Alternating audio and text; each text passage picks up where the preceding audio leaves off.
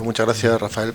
Voy a ir muy rápido, evidentemente. Voy a ir lanzando algunas pinceladas y, en fin, después, si hay oportunidad de debate, profundizaremos en esas cuestiones, ¿no?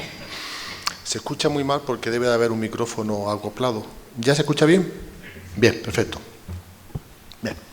Detengamos un momentito las cifras que aparecen en ese cuadro. Esa es la evolución de la población de Granada en el periodo que vamos a estudiar aquí.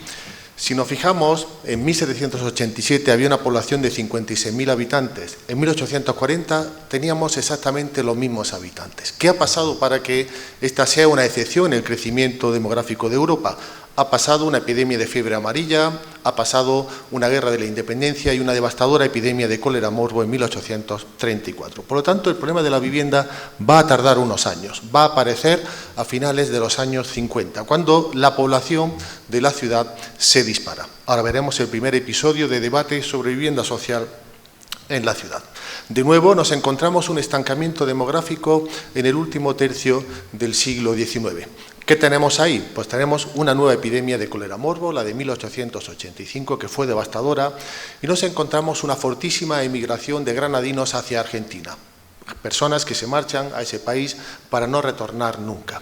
Así que empezamos el año 1900, pues básicamente con la misma población que teníamos en 1868. Pero aquí se dispara la población. Aquí se produce un crecimiento demográfico espectacular que enciende todas las alarmas en la ciudad y nos lleva a una nueva situación. Por lo tanto, tenemos unos momentos de crisis, si es que no tenemos una crisis permanente de alojamiento en la ciudad.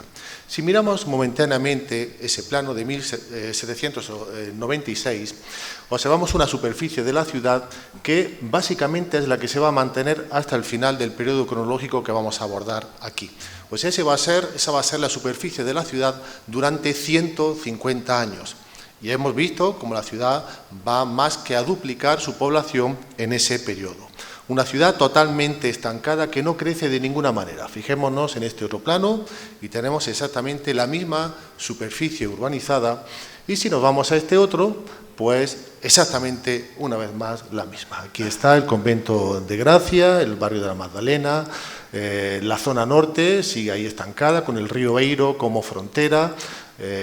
La ciudad simplemente no crece. Y esta situación de carencia de un ensanche exterior de la ciudad va a ser no solo la tónica de Granada, sino la tónica de la mayoría de las ciudades españolas, por ejemplo, sin irnos muy lejos, Sevilla. O sea que el Plan Castro de Madrid, el Plan de Ildefonso Cerdá para Barcelona son las excepciones dentro de un estancamiento de la superficie de las ciudades verdaderamente dramático. ¿Y por qué ese estancamiento? Pues por una burguesía rentista, una burguesía que vive de las rentas que les producen las tierras y, sobre todo en el caso de las ciudades, las casas. Una burguesía que se niega firmemente al crecimiento de la ciudad porque ello desvalorizaría sus propiedades. Y una burguesía que es la que, mediante un sufragio censatario, que es el que existe durante el siglo XIX, un sufragio en el cual solamente votan aquellas personas que tienen rentas suficientes a partir de una cierta cantidad, los llamados ciudadanos responsables, una burguesía que se niega a ese crecimiento de la ciudad para evitar la devaluación de sus propiedades. Así nos encontramos con un estancamiento y un no crecimiento del número de viviendas mientras la población va aumentando. Y eso da lugar al primer debate que existe en la ciudad de Granada. Y no creo que haya ninguno anterior, lo habría encontrado ya a estas alturas de investigación. El primer debate surge en 1859. Es la primera vez en que alguien hace una propuesta de expandir la ciudad y de construir viviendas sociales. Lo hace a partir de que un erudito local, católico ultraconservador, llamado Afán de Rivera, pues hace una denuncia de la situación de la vivienda en la ciudad. Y entonces le coge la palabra un furierista, Isidoro Martínez Monge, que está de paso por Granada. Es un furierista que es profesor de lingüística en la universidad, que viene de Galicia, se va a instalar en Málaga, lee ese artículo de Afán de Rivera en un periódico local y hace una propuesta de construir pues lo que él va a llamar un palacio de la familia en terrenos públicos. El terreno que propone es pues esa gran explanada que existe en el Triunfo, que puede ser reducida construyendo unas manzanas de viviendas colectivas para obreros. Su propuesta es inmediatamente objeto de durísimas críticas por parte de la prensa local, muy conservadora, que lo acusa de querer construir pues un cuartel comunista en el corazón de la ciudad. Por lo tanto, ese debate queda cercenado de una manera drástica. No obstante, al año siguiente, otro furierista local, otro seguidor de las ideas de los falasterios, pero un furierismo muy desleído en clave de cristianismo social, va a hacer una nueva propuesta de construir, con una sociedad llamada el Cambio Universal, unos edificios colectivos en el Campo del Triunfo. Esa propuesta en principio tendrá buena acogida por el ayuntamiento, se harán algunos proyectos de construir una especie de grandes corrales de vecinos en esa zona, se harán distintos estudios y al final la propuesta no llegará a ningún lugar porque la Diputación Provincial se opondrá, señalando que la titularidad de esos suelos es discutible, que sea municipal y finalmente esa primera iniciativa de vivienda social en la historia de Granada queda en nada. Van a pasar muchos años hasta que estas cuestiones vuelvan a ponerse sobre el tapete, pero mientras tanto el problema de la vivienda no deja de crecer. He seleccionado un par de textos de esas denuncias dramáticas que hay en la prensa sobre las condiciones de vida en la ciudad. Son decenas y decenas los que se pueden encontrar, no son textos rebuscados, sino el pan nuestro de cada día en lo que se refiere al problema de la vivienda en la ciudad de Granada. Una ciudad donde, a falta de que se construyan nuevos edificios de alojamiento, pues surgen chamizos como el que podéis ver abajo a la derecha y sobre todo muchos barrios de cuevas poblados por una población que vive como animales, nos dicen algunos viajeros extranjeros que llegan a la ciudad. Esta situación dramática es denunciada por la promiscuidad en que se vive desde el punto de vista moral, es denunciada desde el punto de vista de la salubridad. Son muchísimas las enfermedades que azotan a la población granadina en este periodo, no solamente las cíclicas epidemias de cólera, sino otras muchas como el tifus o la tuberculosis que están castigando a la población y, en fin, un hacinamiento verdaderamente inhumano. ¿Qué solución va a dar el mercado a este problema de la vivienda? Pues los corrales de viviendas y las casas de vecinos. Las casas de vecinos son edificios, la mayoría de las veces señoriales, que son remozados como edificios colectivos, subdividiéndolos, y edificios, podéis imaginar, muy viejos, que vienen del siglo XVI en muchas ocasiones, y si son de nueva construcción, pues corrales de vecinos como este, desgraciadamente ya desaparecido en el Violón. Edificios que albergaban muchísimas familias en habitaciones que podían tener unos 20 metros cuadrados, las llamadas salas, donde vivían hacinadas unas 8 o 10 personas. Esos edificios tenían servicios colectivos, como por ejemplo el baño. Esa casetilla que veis aquí abajo es el baño que usaba pues toda la gente que vivía en ese edificio. Un lavadero público también en el patio. No se podía vivir en esas casas, no se podía estar dentro de las habitaciones más que para dormir, la vida se hacía al aire libre. Esa es la solución del mercado y lógicamente es una solución muy precaria que acoge a poca gente. Para colmo, cuando llega el dinero a la ciudad, después de muchas décadas de situación de estancamiento y de miseria, cuando llega el dinero a la ciudad gracias a la producción de remolacha en la Vega de Granada, pues el dinero se va a invertir en una obra que siempre ha sido muy polémica en esta ciudad. Yo soy de los más críticos con ella, tengo compañeros como Ángel Isaac, Ricardo Anguita Cantero, etcétera, que están más bien en el bando de los entusiastas, pero yo siempre he sido muy crítico, no solo por la destrucción que va a suponer del patrimonio histórico de la ciudad, ya que es demolido un 20% del casco histórico, sino por las consecuencias sociales. La Gran Vía supuso la demolición de unas 280 viviendas y la expulsión de 500 familias que se tuvieron que ir a saturar aún más los barrios que ya estaban saturados, como por ejemplo el Albaicín, un barrio que en muy pocos años se va a convertir en el barrio rojo de la ciudad, un feudo del anarcosindicalismo por las condiciones de vida tan difíciles que allí existen. El cinismo que hay detrás de esta gran obra de la Gran Vía queda perfectamente reflejada en esos dos textos. No deben de preocuparse los propietarios de que esta obra vaya a devaluar sus viviendas. Antes, al contrario, el derribo de viviendas va a revalorizar las que ya tienen. Así de crudo se dice en la memoria, así de crudo se dice en La Publicidad, que es un periódico vinculado a los industriales granadinos. El resultado, pues, es bien conocido, la apertura de esa gran calle destruyendo el centro de la ciudad, expulsando, como he dicho, 500 familias. Pero esa situación va a ir a más también, porque la preocupación del ayuntamiento, repito, un ayuntamiento de propietarios, va a ser siempre la reforma interior del centro para acomodarlo a sus deseos de representación social. El barrio de la Manigua, en pleno corazón de la ciudad, donde está hoy la acera del Casino y Puerta Real, va a ser demolido parcialmente entre 1921 y 1922 y la demolición más adelante dará lugar a la conocida como calle Ángel Ganivet. También la prensa de la época dice que estos derribos están produciendo que muchas familias tengan que buscar alojamiento y que no lo encuentren o que simplemente tengan que apretar a más vecinos. Una situación que nos está llevando a un círculo vicioso. La propia prensa de la época reconoce que la ley de la oferta y de la demanda, base del capitalismo, no funciona en el problema de la vivienda. Hay necesidad de viviendas, pero la precariedad salarial impide que eso se pueda convertir en un negocio, de manera que nadie construye viviendas y volvemos al punto de origen. Un círculo vicioso que finalmente ya en los años 10 y 20 se reconoce que solo puede ser roto de una manera, con la intervención pública. Si no hay dinero público, vamos a seguir en esta dinámica eternamente mientras la población sigue creciendo.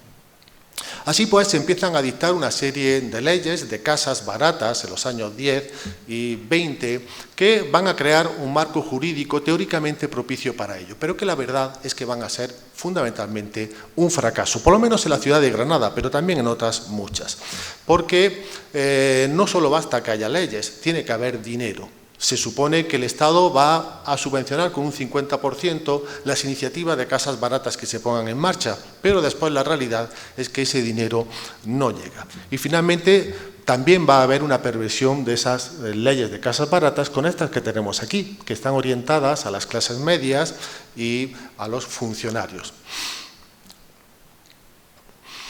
Bien, pues con esas leyes empieza a haber propuestas de iniciativas en Granada para construir viviendas sociales. Esas primeras iniciativas pues están buscando ese 50% de aportación del Estado, pensando que puede ser una oportunidad de negocio a la par que una oportunidad para ayudar a resolver un problema social.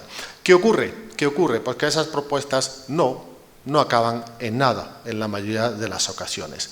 Va a haber dos personas que se van a especializar en este tema. Uno va a ser Matías Fernández Fígares y el otro su hermano José Fernández Fígares, su hermano menor.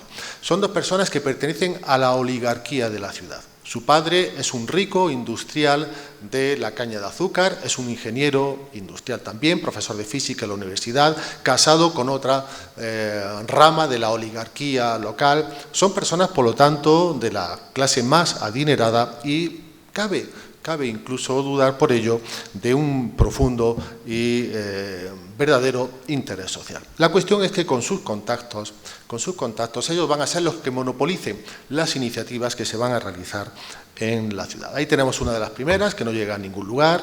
Esta la lanza un aparejador, tampoco irá a ningún sitio.